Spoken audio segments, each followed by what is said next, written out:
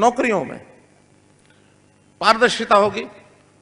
नौकरियों में इंटरव्यू नहीं होगा,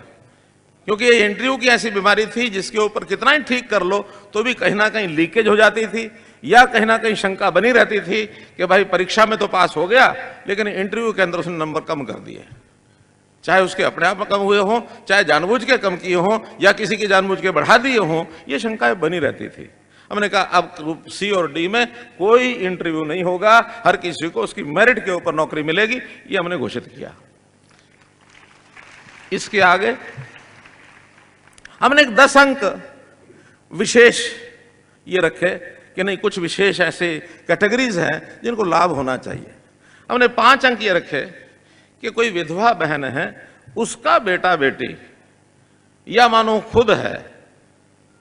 तो उसको 5 अंक अतिरिक्त देंगे ताकि उसको नौकरी का सहारा मिल जाए। हमने 5 अंक और रखे कि जिसके घर में एक भी नौकरी नहीं है, जिसके घर में माता जी की, पिताजी की, भाई की, बहन की, बेटी की, पत्नी की,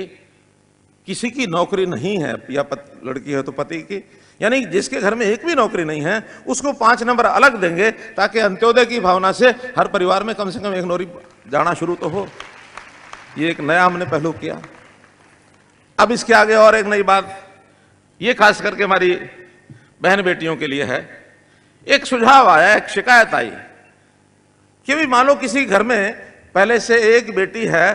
बेटा भी है, बेटी भी है, बेटी की नौकरी लगी हुई है, बेटा इसलिए रह जाएगा कि घर में बेटी की नौकरी है, और 2 साल के बाद बेटी क्या होगा,